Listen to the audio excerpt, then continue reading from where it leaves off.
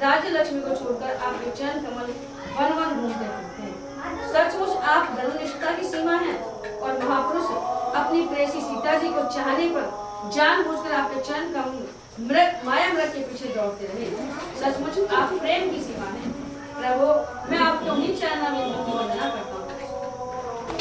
राजन, इस प्रकार विभिन्न युगों के लोग अपने अपने युग के अनुरूप नाम मुद्रा विभिन्न प्रकार से भगवान की आराधना करते हैं। इसमें संदेह नहीं कि धर्म, अर्थ, काम, मोक्ष सभी पुरुषार्थों के एकमात्र स्वामी भगवान श्री हरि ही हैं। कलयुग में केवल से ही सारे स्वार्थ और बन जाते हैं।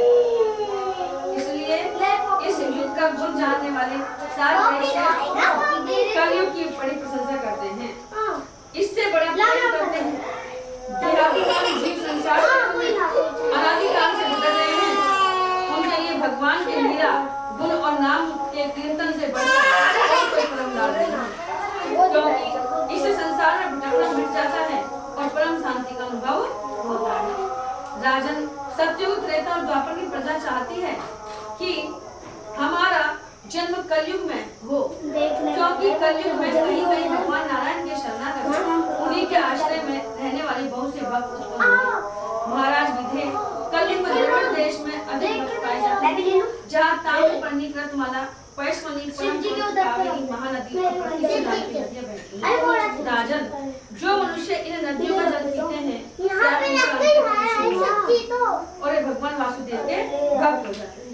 राजन, जो मनुष्य यह करना बाकी है, वह करना आवश्यक है इत्यादि कर्म वासनाओं का अथवा भेद बुद्धि का सर्वोच्च भाव से वत्सल प्रेम की वरदानी भगवान मुकुंद की शरण में आ गया, वह देवताओं, ऋषियों, पुत्रों, प्राणियों, कुटुंबियों और अतिथियों के ऋण से ऋण हो जाता है। वह किसी के अधीन, किसी का सेवक, किसी के बंधन में नहीं रहता। जो प्रेमी भक्त अपने प्रियतम भगवान के चरण कमलों का अन्य भाव से दूसरी भावनाओं, अवस्थाओं, वृत्तियों, प्रवृत्तियों को छोड़कर भजन करता है, उससे पहले बात तो यह है कि पाप होते ही नहीं, परंतु यदि कभी किसी प्रकार हो भी जाए तो परम पुरुष भगवान श्री हरि उसके हृदय में बैठकर वह सब धो बहा देते हैं और उसके हृदय को शुद्ध कर देते हैं। नारद जी कहते हैं, वसुदेव जी, पंकज कहते हैं, वसुदेव जी मिथिला नरेश राजा निमि 9 योगीश्वरों से इस प्रकार भागवत धर्मों का वर्णन सुनकर बहुत ही आनंदित हुए। उन्होंने अपने ऋषि और आचार्यों के साथ ऋषभ नंदन नव योगीश्वरों की पूजा की। इसके बाद सब लोगों के सामने ही वे सिद्ध अंतर्ध्यान हो गए। विधेयराज ने उनसे सुने हुए भागवत धर्म का आश्रय किया और परम गति प्राप्त की। महाभाग्यवान वासुदेव जी ने तुम्हारा भागवत धर्म का वर्णन किया। तुम भी श्रद्धा के साथ इनका आचरण करोगे तो अंत में सब आसक्ति छूटकर भगवान का परम पद प्राप्त करोगे। वासुदेव जी, तुम्हारे और देव के लिए यश से जो सारा जगत भरपूर हो रहा है, क्योंकि सर्वशक्तिमान भगवान श्री कृष्ण को प्राप्ति हुई। तुम लोग भगवान के दर्शन, आलिंगन, बातचीत करने एवं उन्हें सुनाने, बैठने, खिलाने आदि के द्वारा वासुदेव इसलिए करके अपना हृदय शुद्ध कर लिया। तुम बड़े पवित्र हो गए हो। वसुदेव जी, शिशुपाल, पौंड्र और आशान आदि राजा ने तो वैर भाव से श्री कृष्ण चार धर्म अच्छा तब नहीं जा लीला विलास गोलन आदि का स्मरण किया था। वह भी नियम अनुसार नहीं सोते बैठते, चलते फिरते स्वाभाविक रूप से ही, फिर भी उनकी चित्तवृत्ति श्री कृष्णाकार हो गई और वे साहित्य मुक्ति के अधिकारी हुए। जो लोग प्रेम भाव अनुराग से श्री कृष्ण का चिंतन करते हैं, उन्हें श्री कृष्ण की प्राप्ति होने में कोई संदेह नहीं।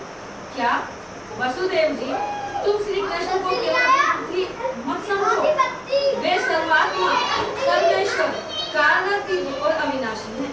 उन्होंने लीला के लिए मनुष्य करके अपना ऐश्वर्य छिपा रखा है। वे पृथ्वी के भारभूत राजवेशधारी असुरों का नाश और संतों की रक्षा करने के लिए तथा जीवों को परम शांति और मुक्ति देने के लिए अवतीर्ण हुए हैं और इसी के लिए जगत में उनकी कीर्ति भी गाई जाती है। श्री सुखदेव जी कहते हैं, प्रिय परीक्षित, नारद जी के मुख से यह सब सुनकर परम भगवान वासुदेव जी और परम भाग्यवती देवकी जी को बड़ा ही विस्मय हुआ। उनमें जो कुछ माया मोह अवशेष था उसे उन्हें तत्क्षण छोड़ दिया। राजन, यह इतिहास परम पवित्र है। जो एकाग्र चित्त से धारण पालन करता है अपना सारा शोक मोह कर दूर करके ब्रह्म पद को प्राप्त होता। बोलो श्री कृष्ण भगवान की जय।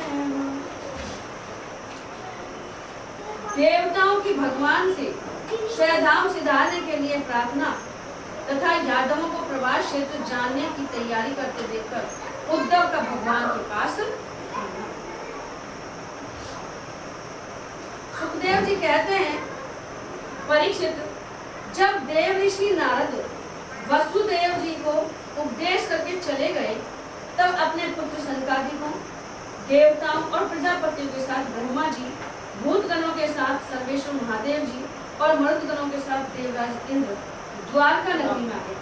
साथ ही सभी आदित्यगण, आठों वसु, अश्वनी कुमार, ऋभु, अंगिरा के वंशज ऋषि, 11 रुद्र, विश्वदेव, साध्यगण, गंधर्व, अप्सराएं, नाग, सिद्ध, चारण, गुहक, ऋषि, पितर, विद्याधर और किन्नर भी वहां पहुंचे।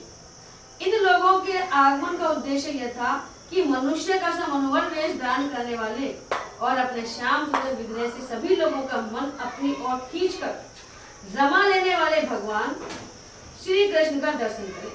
यदि भगवान श्री कृष्ण का रूप माधुर्य ऐसा है कि वो सबको अपनी ओर आकर्षित कर लेते हैं, क्योंकि इस समय उन्होंने अपना श्री विग्रह प्रकट करके उसके द्वारा तीनों लोकों में ऐसी पवित्र कीर्ति का विस्तार किया है जो समस्त लोगों के पाप ताप को सदा के लिए मिटा देती है।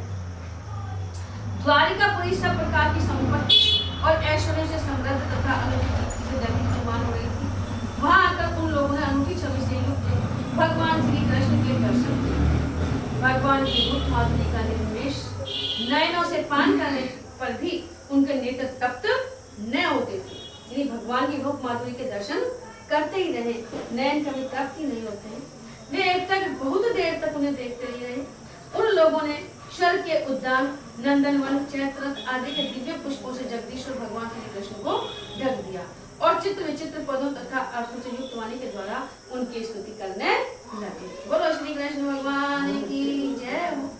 देवताओं ने प्रार्थना की, कृष्ण भगवान की, स्वामी, कर्मों के विकट फंदों से छूटने की इच्छा वाले मुमुक्षु जन भक्ति भाव से अपने हृदय का चिंतन करते रहते हैं। आपके उसी चरण कमल को हम लोगों ने अपनी बुद्धि, इंद्रिय, प्राण, मन और वाणी से साक्षात नमस्कार किया है। अहो आश्चर्य है, यानी कि हाथों से, चरणों से, घुटनों से, वक्षस्थल से, सिर से, नेत्रों से, मन से और वाणी से, इन 8 अंगों से किया गया प्रणाम साष्टांग प्रणाम कहलाता है। अजित, आप माइक, रज आदि गुणों में स्थित होकर इस अचिंत्य नाम रूपात्मक प्रपंच की त्रिगुणमयी माया के द्वारा अपने आप में ही रचना करते हैं, पालन करते हैं और संहार करते हैं।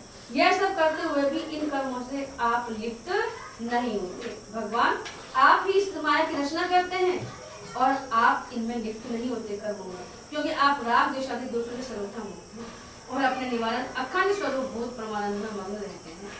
स्तुति करने योग्य परमात्मा जिन मनुष्यों की चित्तवृत्ति राग द्वेष आदि से कलुषित है, वे उपासना, विदध्यन, दान, तपस्या, यज्ञ आदि कर्म भले ही करें, परंतु उनकी वैसी शुद्धि नहीं हो सकती जैसे श्रवण के द्वारा संतुष्ट स्वतंत्रकरण सज्जन पुरुषों की आपकी लीला कथा कीर्ति के विषय में बढ़कर परिपूर्ण होने वाली श्रद्धा से